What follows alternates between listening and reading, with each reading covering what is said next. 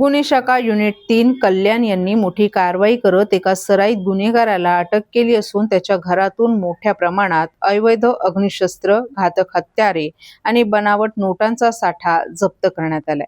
या कारवाईमुळे परिसरात एकच खळबळ उडाली आहे। गोपनीय माहितीच्या आधारे सहाय्यक पोलीस निरीक्षक सर्जेराव पाटील यांच्या पथकाने दावडी डोंबिवली पूर्व येथील एकविरा बंगला परिसरात सापळा रचून सुरेंद्र पाटील या सराईत गुन्हेगाराला शिताफीने ताब्यात घेतले।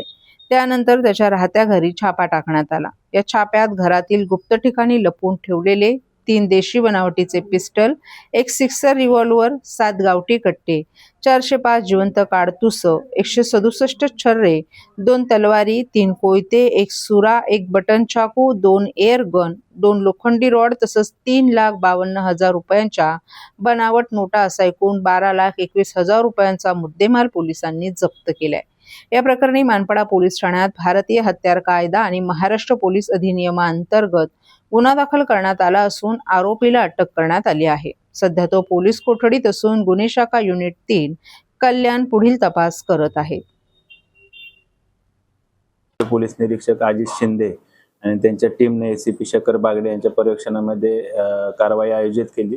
त्यामध्ये सुरेंद्र पाटील याच्याकडे एकूण 3 देशी बनावटीचे पिस्टल, 1 सिक्सर रिव्हॉल्वर, 7 गावठी कट्टे, 1 रिकामी मॅगझिन, 2 एअरगन आणि 405 जिवंत काडतुसे, त्याचबरोबर 167 छर्रे आणि लोखंडी तलवारी, सुरा, चाकू आणि इतर साहित्य, त्याचबरोबर 3,52,000च्या नकली नोटा असा एकूण मुद्देमाल जप्त करण्यात आलेला आहे।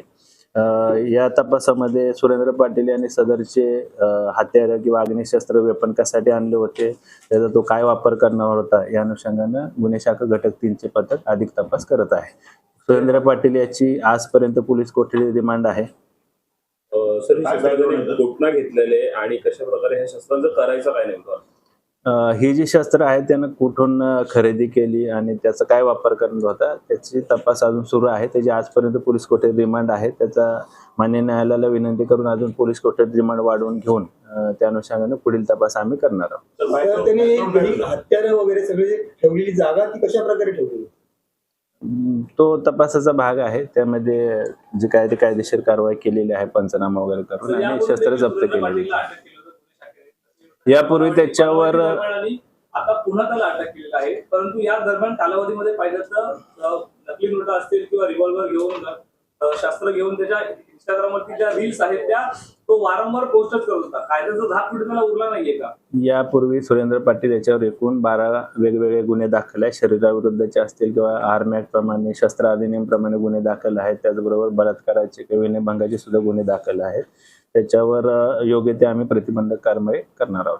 त्यामध्ये अजून काही आरोपी असल्याची शक्यता आहे का, ज्यांच्याकडून शस्त्रसाठा मिळू शकतो किंवा काही रक्कम मिळू शकते असं काही? या शस्त्र खरेदीमध्ये किंवा शस्त्राचा वापर करण्यामध्ये त्याच्या सोबत अजून कोणी त्याचे साथीदार होते का, सहकारी होते का, त्या अनुषंगाने देखील गुन्हे शाखा घटक 3 चे पथक तपास करत आहे। तर अशा प्रकारच्या रील स्टारला इन्फ्लुएन्स होऊन सध्याची तरुण पिढी कुठेतरी भटकते, काय पालकांना मुलांना आव्हान मेसेज असेल जे रील स्टार अशा प्रकारे खोट्या बंदुकी किंवा पैशांच्या याच्यावर त्या एक वेगळ्या वर्णावर जाताना पाहायला मिळतात? मी या प्रेसच्या निमित्तानं आवाहन करतो की जे कोणी नागरिक आहेत, पीडित नागरिक आहेत, त्यांची सुरेंद्र पाटील याच्या विरुद्ध काही तक्रार आहे, कारण सुरेंद्र पाटीलच्या विरुद्ध यापूर्वी गुन्हे दाखल आहेत, ज्यांची काही तक्रार असेल त्यांनी गुन्हे शाखेकडे संपर्क करावा। धन्यवाद।